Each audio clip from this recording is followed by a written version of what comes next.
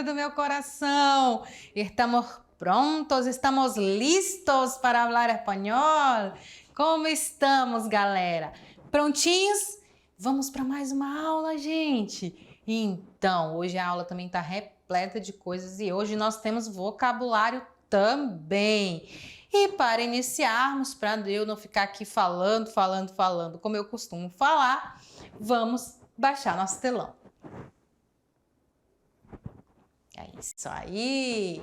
Chegamos aí à aula número 9. Já estamos quase ali no fim da nossa primeira unidade. A nossa primeira unidade vai até a aula 13, se eu não me engano, que é a aula de revisão. E depois a gente já entra na segunda unidade. E aí, prontinhos?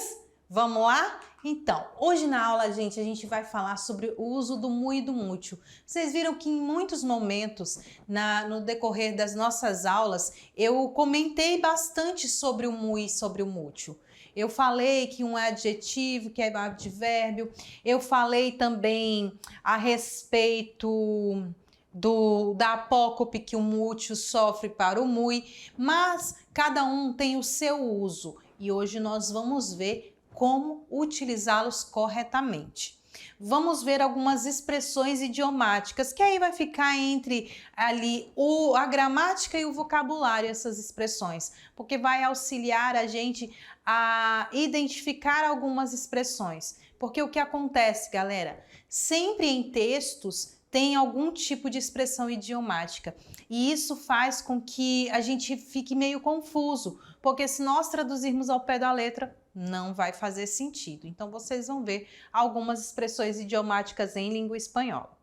Também vamos ver o uso de emojis e o estado de ânimo, também já ligado ali no vocabulário. Porque a gente está num mundo virtual que nós usamos muitos memes, muitos emojis, muitos gifs, muitas figurinhas nas nossas redes sociais, mas o emoji, galera, todos eles têm um significado, né? Eles têm uma mensagem que quer passar. E aí, como fica essa mensagem em espanhol?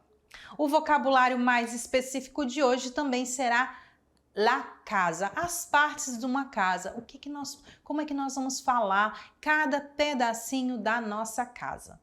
O poema que vamos ver vai ser mais um livro, o poema não, o livro que nós vamos ver, vai ser mais um livro de Pablo Neruda, 20 poemas e uma canção desesperada. E no nosso bate-volta num país latino, nós vamos falar do Paraguai. Então, listos?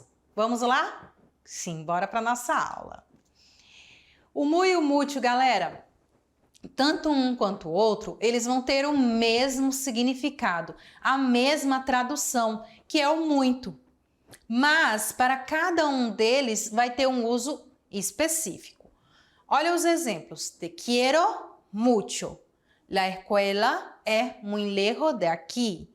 Todos os dois na tradução, te amo muito. A escola é muito longe daqui. Professora, a senhora não falou te quero, a senhora falou te amo. Exato, mis amores. Exato. Em espanhol, não sei se vocês já viram aqueles ursinhos da Bolívia que fala te quero, te quero. Não é que ele está falando te quero, te quero. Dependendo do contexto, muito mais do contexto romântico, o te quero significa te amo. Então, fica aí a dica para vocês. Te quiero mucho, te amo muito. La escuela es muy lejos de aquí, a escola é muito longe daqui. Quando é que eu vou usar o muy, galera? O muy, ele é um advérbio, é apócope do mútil, né? Ele é um advérbio de intensidade. Então, quando nós estudamos advérbio nas últimas aulas, nós vimos que no advérbio de intensidade ou cantidade, nós temos o muy e temos também o mútil em alguns usos. Ele é utilizado quando? Quando ele estiver antes de adjetivos, advérbios e de locuções adverbiais. Então, todas as vezes que tiver antes de um adjetivo, um advérbio ou de uma locução adverbial, eu vou usar o muy. O muy, ele é uma palavra invariável. Ele é invariável. Que significa isso? Ele não vai variar de gênero e número. Não importa se o adjetivo ou advérbio a qual ele está se referindo seja feminino, masculino, singular ou plural. Ele vai ser muy sempre, ok? Exemplo, Juana está muy contenta. Julio camina muy rápido. Tu hermano habla inglés muy bien. Muy bien, uma locução. Muy contenta, um adjetivo. Muy rápido, um advérbio. Então, ele veio ali antes de um adjetivo, contente, antes de um advérbio, que é o rápido, e junto com uma locução, formando uma locução adverbial. Muy bien. Beleza até aí? Não esqueçam, muy antes de adjetivo, advérbio e locuções. O mucho, galera, enquanto o muy ele é invariável, o mucho ele é variável. Por que ele é variável? Porque ele é um adjetivo determinativo quantificador. Ele é um adjetivo que vai determinar uma quantidade. Ele vai ali mostrar a quantidade a qual dando essa característica de quantidade, de muito, para o substantivo ou para um verbo. Por ele ser usado antes de um substantivo, ele é variável. Neste caso, antes de substantivo, é variável por quê? Porque ele tem que concordar com gênero e número com o substantivo. E depois de verbo, aí ele não vai variar, mas isso a gente vai ver mais detalhadamente daqui a pouquinho. Olha aqui, Julio trabaja mucho. O verbo trabalhar, ele trabalha muito. Ayer llovió mucho. Ontem choveu muito. Has crecido mucho desde la última vez que te vi. Você cresceu muito desde a última vez que eu te vi. Todos esses muchos aqui, vocês podem perceber que eles estão depois de verbos. Então, depois de verbos, ele não vai variar. Sempre vai ser mucho. Trabaja mucho, llovió mucho, crecido mucho. Antes de substantivo, como eu falei para vocês, ele vai concordar em gênero e número com o substantivo que ele está se referindo. Por quê? Porque ele é um adjetivo. E adjetivo vai concordar em gênero e número com o substantivo a qual ele se refere. Exemplo, hay muchas personas en la plaza. Tengo muchos libros. Mucha gente no creía en nuestra relación. En este río hay muchos peces. Então, você pode ver que todo o mucho dessas frases está se referindo ao substantivo e não ao verbo. Muchas personas, muchos libros, mucha gente, muchos peces. Só, galera, que para todas as regras existe uma exceção. E o uso do muy e do mucho não vai ficar fora dessa regra. Então, nós temos ali exceções também. Mas essa exceção é em relação ao uso do muy. O muy, a gente viu que ele é usado antes de adjetivo e advérbio, né? Só que, se esses advérbios forem antes, depois, mais, menos, ou os adjetivos maior, menor, melhor ou pior, nós não vamos usar o muy. Nós vamos usar o mucho, certo? Então, escrevam aí. Exceção. Antes dos adjetivos maior, menor, melhor e pior e dos advérbios antes, depois, mais e menos, eu uso o muy e não o mucho, ok? Olha os exemplos. Los candidatos llegaron mucho antes de la hora. Llegaremos mucho después de ti. La película es mucho mejor de lo que pensamos. Viu? Então, gente, não se esqueçam, antes desses advérbios e desses adjetivos, não é o muy, é o mucho. Dos demais, usamos o muy e antes de substantivo ou depois de verbo, se ele estiver se referindo ao substantivo e ao verbo, eu uso o mucho, ok? Tudo belezinha até aí? Essa é a parte mais gramatical da aula de hoje. Eu trouxe mais vocabulário nessa aula para vocês. E aí a gente vai ver agora as expressões idiomáticas. O que são, galera, essas expressões idiomáticas? Expressões idiomáticas são aquelas frases que nós usamos ali muito no dia a dia para dar exemplos de algumas coisas. Por exemplo, para cavalo dado não se olha os dentes. Em casa de ferreiro, espeto é de pau. No cavalo dado não se olha os dentes, para querer dizer que quando alguém te dá alguma coisa, você não tem que colocar defeito para a coisa que a pessoa te deu, né? Porque é dado. Em casa de ferreiro, espeto é de pau, porque vamos dar um exemplo aqui bem mais prático. Professor de português, o filho não é bom em português. Então, em casa de ferreiro, o espeto é de pau. Essas exemplificações, usando esses tipos de frases que são as expressões idiomáticas. E eu trouxe algumas expressões idiomáticas em língua espanhola para vocês. Vamos dar uma olhadinha? Então vamos lá. Primeiro, al dedillo. Quando eu quero falar que eu sei tal coisa de cor e salteado, como nós falamos em português, que eu sei decorado, que eu sei totalmente, eu falo em espanhol al dedillo, al dedillo. A santo de quê? A santo de quê é o mesmo que nós usamos em português, por que cargas d'água. Então, por que cargas d'água vocês fizeram isso? A santo de quê ustedes hicieron eso? Então, a santo de quê? A que cargas d'água. Por que vocês fizeram isso? Qual foi o motivo? Buscarle 5 pies a un gato. Esse buscarle 5 pies al gato, literalmente seria traduzido procurar 5 pés no gato.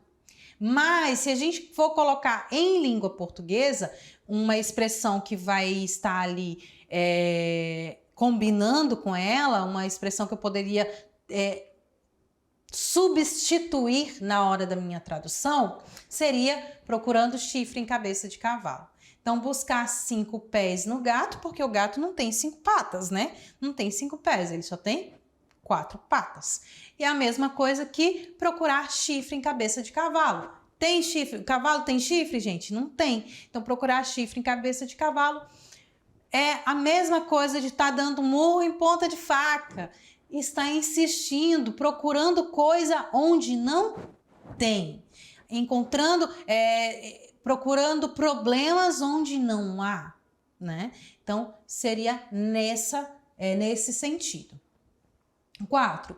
Com pelos e señales. Com pelos e señales, ele é um jargão bem policial, que vai significar com cabelos e sinais, que para eles faz todo sentido, como pelos e señales. Se nós olharmos na questão mais técnica, né, que seria aí desse jargão policial, pelos e señales é quando você procura pistas, né? Então, tá ali, a polícia chegou numa cena de crime, então ela vai procurar qualquer cabelo e qualquer sinal, qualquer coisa que sejam pistas que vai servir para desvendar o crime. Mas quando eu passo isso para uma expressão idiomática para usar no dia a dia, então, quiero que tu digas todo com pelos e señales. Eu quero que você diga tudo com todos os detalhes, tintim por tintim, nos mínimos detalhes, que você explique tudo, que você fale tudinho para mim, tintim por tintim. Quando las gallinas men. Quando as gallinas men seria literalmente quando as galinhas fizerem xixi. E quando é que isso vai acontecer? No dia de São Nunca ou nem que a vaca tussa. Porque a vaca não vai tossir, né, gente? Então, no dia de São, nunca. Quando las gallinas men. Sabe quando eu vou fazer isso por ti? Quando las gallinas men. Sabe quando é que eu vou fazer isso para você? No dia de São, nunca. Dar gato por liebre. A tradução seria bem parecida com a nossa, né? Dar gato por liebre, vender gato por lebre. Então, prometeu que ia vender uma coisa e vendeu outra de uma qualidade mais baixa. Então, trocou gato por lebre, uma coisa por outra. Decir uma coisa boa por era uma coisa boa, ofereceu uma coisa boa e entregou uma coisa ruim. Decirle a uno quantas são 5. Vou decirle a uno quantas são 5. Eu vou botar os pingos nos is. Eu vou dizer a alguém, a ele, quantas são 5. Eu vou botar os pingos nos is. Estar a dos belas. Estar a dos belas é o mesmo que estar sem dinheiro, estar duro. Estar a duas velas, estar sem dinheiro. 9. Em menos que canta um gallo, ou em 1, 2 por 3. Em menos que canta um gallo, ou em 1, 2 por 3, é o mesmo que falar num piscar de olhos. Então, vou chegar aí em menos que canta um gallo, ou vou chegar aí em 1, 2 por 3. Eu vou chegar aí num piscar de olhos. Empinar el codo. Empinar el codo é literalmente levantar o cotovelo. Codo é cotovelo. Codo é cotovelo. E o que significa empinar el codo? Encher a cara, beber até cair. Olha só para mim a expressão. Quando você vai beber, você pega o copo e, você empina o cotovelo. Você ergue o cotovelo para beber alguma coisa. Então, ele empinou el codo. Ele encheu a cara, bebeu demais. E agora eu vou ficar aqui do lado do quadro porque a gente vai falar. Essas foram as expressões idiomáticas. Só trouxe 10 para vocês, mas nós temos muitas expressões. Vocês podem pesquisar algumas outras e as que vocês acharem mais interessantes, manda para mim, fala para mim, vê o que vocês encontraram de diferente. Lembra que eu falei daquela em casa de ferreiro espeto é de pau? É uma muito usada em língua espanhola, mas em língua espanhola se fala tal palo, tal astilla. Perdão. Em casa de ferreiro, espeto é de pau. Em casa de herrero, el cuchillo es de palo. E tal palo e tal astilla é tal pai, tal filho. Tal palo, tal astilla. Tal pai, tal filho. Em casa de herrero, el cuchillo es de palo. Em casa de ferreiro, o espeto é de pau. Que aí é traduzido corretamente, não seria espeto, seria o garfo é de pau. A faca é de pau, el cuchillo. Então, meus amores, agora a gente vai ver estados de ânimo. E aí eu vou ficar aqui do ladinho, porque é uma parte bem legal para vocês. Vamos usar os estados de ânimo utilizando os emojis. Então, vamos lá. Temos o primeiro emoji. Esse primeiro emoji, ele é o quê? Ele tá triste, tá feliz, tá bravo, ele tá feliz. E como é que se fala feliz em espanhol? Feliz ou contento. Feliz, contento. E esse outro aqui? Ele tá o quê, gente? Ele tá triste. Triste, muito bem. Ele tá muito triste. E agora, o próximo? Esse aqui, ele tá enjoado, né? Ele está enojado. Enojado. Eu estou enojado. Quando eu utilizar esse emoji, vocês utilizam esse emoji para falar que tá com nojo de alguma coisa ou com nojo de algo, né?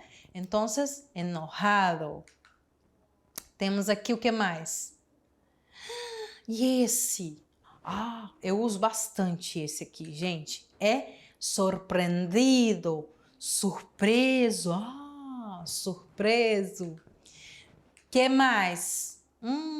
Esse aqui. Quem aí não tá hoje, hein? Eu acho que vocês não estão, porque eu coloquei hoje uma aula assim, quase nada de gramática, que é para não acontecer isso aqui com vocês, hein? O que é que vocês não estão hoje? Sonolientos, não estão sonolientos. Sonoliento, sonolento, sonolento, com sono. Que mais temos? E agora? Estou pensativo. Pensativo é este emoji. Temos mais, prof? Temos mais. Então, vamos para outro. E esse aqui? Eu coloquei o anjinho porque eu não achei ali um emoji que fosse traduzir melhor o que eu queria passar. Mas eu acho que agora tem outros, né? Porque para a gente encontrar os emojizinhos, se eu for pegar os emojizinhos do próprio celular, não vai ficar uma qualidade boa. Então, as imagens que eu trouxe para exemplificar para vocês, aqui trouxe a sensação de saudável, de uma pessoa saudável, foi a do anjinho aqui para vocês. Então, eu trouxe o anjinho, el angelito, que é saudável. Ali as bochechinhas dele toda rosadinha, que está saudável. Que mais temos, profe? Temos este acá, não. Este está enfermo, enfermo ou doente. Ele está doente, está enfermo. Que mais temos? Esse aqui, eu uso esse bastante, hein? Quando eu vejo uma comida, eu coloco esse emoji. Está hambriento, está com fome, está hambriento. Hambriento com hambre, com fome. Faminto, né? E esse outro aqui? Esse outro apenado. Ele está ali, sabe, quando você está meio desligado, está meio sem entender nada direito o que está acontecendo. Fiquei ali apenado, quase fiquei voando na maionese. Que mais temos acá? E esse aqui?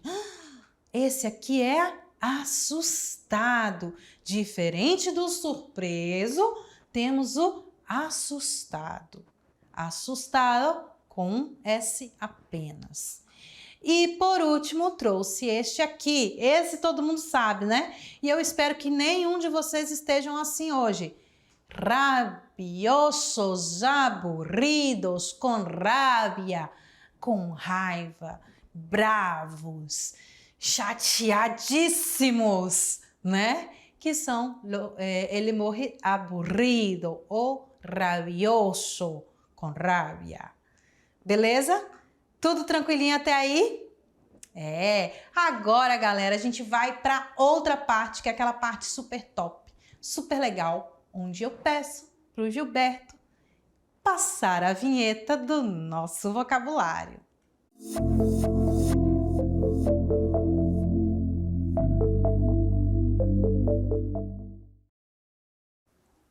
Mira, estamos acá con el vocabulario. Tenemos la casa. Mira, mis amores, una casita. Entonces, en esta casa tenemos el telhado, perdão, el tejado, la ventana. Que é la ventana, gente? É a janela. Olha aqui a janela. Eu vou apontar com minha canetinha, que fica melhor. Opa!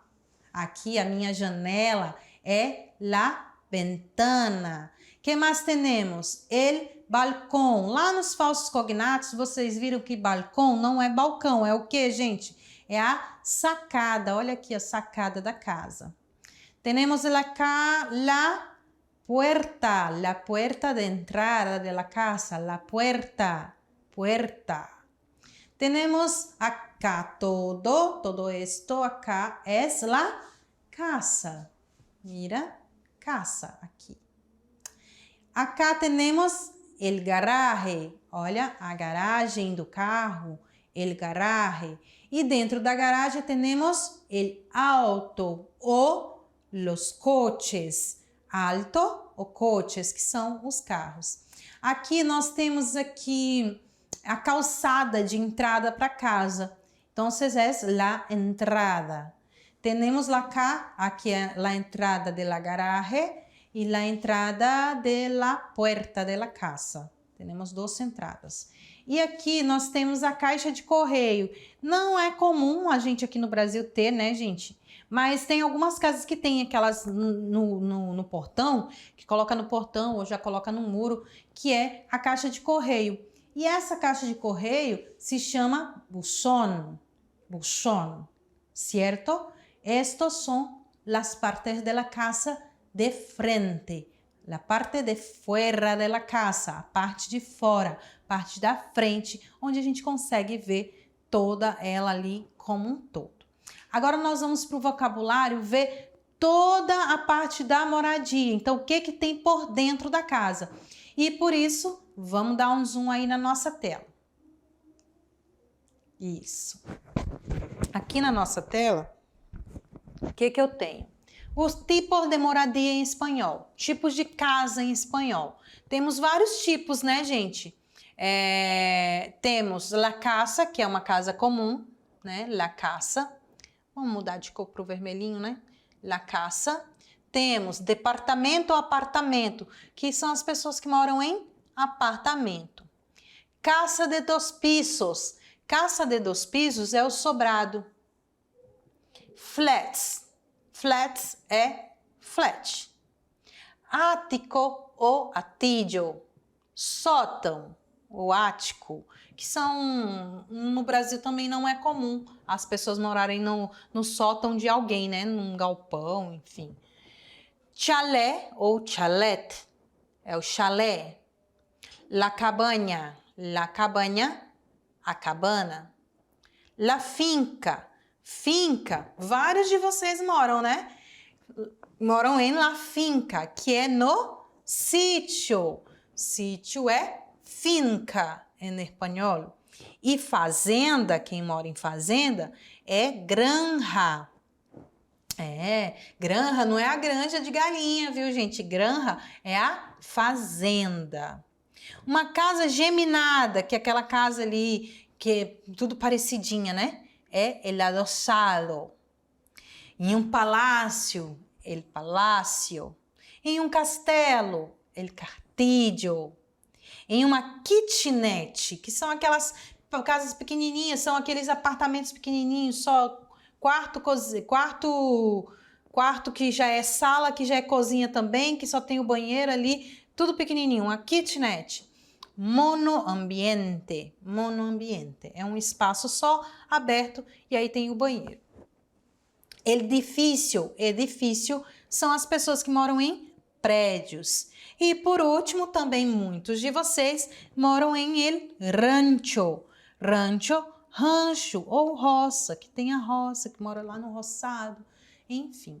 E aí nós temos aqui, gente, a palavra piso, ela também pode designar o andar, tá? Piso pode ser ali o sobrado, né? Casa de dos pisos, ou o andar. Vivo em el quinto piso. Então, a pessoa que mora em el edifício, nos prédios, falam eu vivo em el quinto piso, em el primeiro piso, em el último piso, e assim sucessivamente. Aqui nós temos as partes da casa mais especificamente. Temos, para a sala, nós temos sala ou salão. Cocina, para a cozinha. Hall, para o hall de entrada, ali a porta de entrada, aquele espacinho da entrada da casa. Pasillo é o corredor. La pieza, o quarto, o habitación, o dormitório. Nós temos 4 formas de falar, vai depender muito do país que você tá. Mas o mais comum é la habitación, que é o quarto de dormir. La pieza, quarto, habitación, dormitório. A sala de jantar é comedor. O banheiro é banho. Em alguns outros lugares falam quarto de banho, tá? Então tem alguns lugares que fala eu vou al quarto de banho ou eu vou al banho.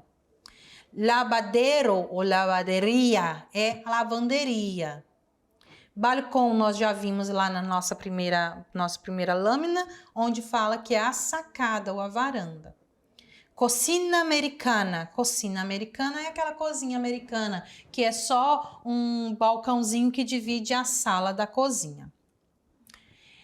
Garage, que a gente também já viu, que é a garagem. Sótano é o porão, não é o sótão, tá, gente?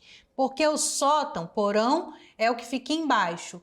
Sótão é o que fica em cima. Sótano é o porão e porão é ático, ou altillo ou buhardilla. São casas aí mais no estilo americano, né? Las escaleras, que são as escadas. O quartinho da bagunça é o trasteiro. A maioria das pessoas tem o quartinho da bagunça, que é o trasteiro. Quintal, pátio. Jardim, jardim. Área, galeria. Calçada, vereda ou acera. Esse acera, ele é usado mais para as calçadas das ruas do que a calçada da casa. A calçada da casa a gente usa mais vereda. O meio-fio, bordillo. Meio-fio da rua. Lavabo, lavabo. Escritório. O escritório é despacho. Despacho. Varanda, porche. Térreo, para quem mora em prédio, planta baja. Elevador, ascensor. Muro, muro. Parede, parede. Portão, portão. Porta, puerta. Campainha, timbre.